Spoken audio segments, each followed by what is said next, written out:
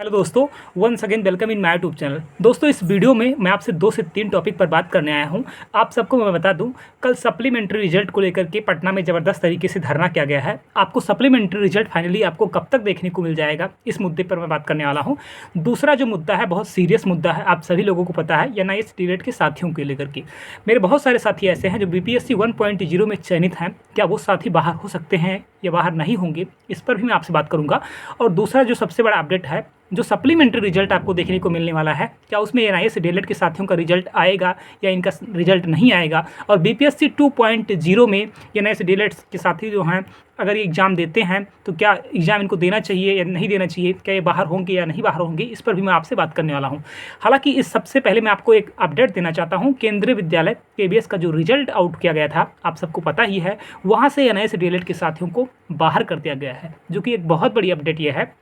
हालांकि जो जजमेंट आया था, ये सिर्फ उत्तराखंड का आया था। मैं आप सबको बताना चाहता हूँ, ये जो जजमेंट आया था, ये जजमेंट उत्तराखंड के संदर्भ में आया था। लेकिन जब केंद्रीय विद्यालय से बाहर कर दिया गया, तो कहीं ना कहीं अब BPSC पर भी ये चीज़ फर्क पड़ेगा, क्योंकि बिहार भी हिंदुस्तान का ही हिस्सा है, ये आप सबको पता ही है, ठीक है। और उत्तराखंड भी अपने भारत का हिस्सा है। तो माने सुप्रीम कोर्ट का जो भी जजमेंट आएगा पूरे इंडिया में लागू होगा। हालांकि ये जजमेंट आया है उत्तराखंड के संदर्भ में, लेकिन ये अप्लाई होगा बिहार में भी, क्योंकि बिहार में इसके संदर्भ में कोई ना कोई तो जाकर के कोर्ट का शरण लेगा ही, ठीक है, NIS डीलेट को बाहर करने के लिए। तो अब जो मेरे साथी हैं BPSC 1.0 में चयनित हैं, सबसे बड़ा उन लोगों को यही है, क्या वो बाहर हो सकते हैं, बाहर नहीं हो सकते हैं। मैं आप सबको बताना चाहता हूं, अगर आप लोग बाहर ना हो तो ये बहुत अच्छी चीज़ है, और बाहर होना भी नहीं चाहिए, क्योंकि जो लोग एटलीस्ट चयनित हो चुके हैं, अगर वो बाहर होते हैं तो कहीं ना कहीं ये चीज़ गलत है। लेकिन मैं आप सबको एक चीज़ बताना चाहता हूँ, जो सप्लीमेंट्री रिजल्ट है, ये बहुत बड़ा पेंच आपको फंसाने वाला है। क्योंकि जो रिजल्ट है, अगर ये रिजल्ट एक बार में आता और आप लोग चयनित हो जाते, योगदान देते या प्रशिक्षण देते, तो आप लोग पर कोई दिक्कत नहीं थी। लेकिन जो ये सप्लीमेंट्री रिजल्ट है, ये बहुत बड़ा पेंच फंसने वाला है। अब आप सोच रहे होंगे कि आप ऐसा क्यों कह रहे हैं, तो मैं आपको बताना चाहता हूँ। जब सप्लीमेंट्री रिजल्ट आएगा तो BPSC क्या करेगा, NIS डीलेट का जो रिजल्ट है, उस रिजल्ट को रोक देगा। आप बात को समझिएगा, क्योंकि माननीय सुप्रीम कोर्ट का जो जजमेंट आ चुका है, तो अब NIS डीलेट का सप्लीमेंट्री रिजल्ट तो आएगा नहीं। तो जो NIS डीलेट के जो साथी हैं, वो लोग तुरंत जाएंगे कोर्ट में इसलिए जाएंगे, वो लोग कहेंगे कि जो हमारे भाई बहन हैं, वो लोग इसके NIS डीलेट करके वो लोग जॉब पा रहे हैं, वो लोग प्रशिक्षण कर रहे हैं, और जब वैकेंसी एक है, नोटिफिकेशन एक है, तो हम लोगों को आखिर बाहर क्यों किया जा रहा है। तुरंत वो लोग कोर्ट पहुँचेंगे, और जैसे वो लोग कोर्ट पहुँचेंगे, मामला क्या होगा ये आप सबको पता है। मैं इस पर बात नहीं करना चाहता हूँ।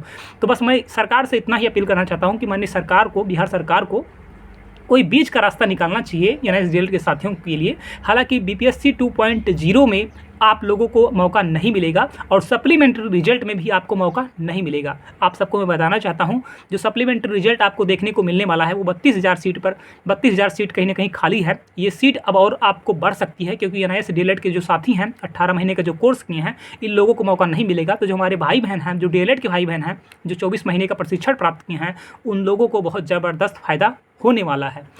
और जब BPSC का उस दिन घेराव किया गया है, कल अभी आप लोगों को पता है, BPSC का जब घेराव किया गया है, तो माननीय BPSC के द्वारा, सचिव साहब के द्वारा क्या जवाब दिया गया है, मैं उस पर भी आपको एक अपडेट देने आया हूँ।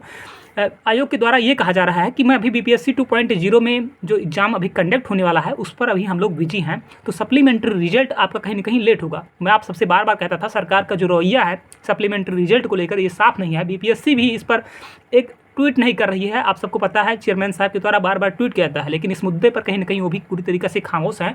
तो जो हमारे साथी हैं, सप्लीमेंट्री रिजल्ट का वेट कर रहे हैं, उन लोगों को ज़बरदस्त तरीके से कहीं ना कहीं बेवकूफ़ बनाया जा रहा है, जो कि ये बहुत गलत है। लेकिन आप सबको मैं बता देना चाहता हूँ, सप्लीमेंट्री रिजल्ट हम लोगों का हक है, हम लोगों का अधिकार है।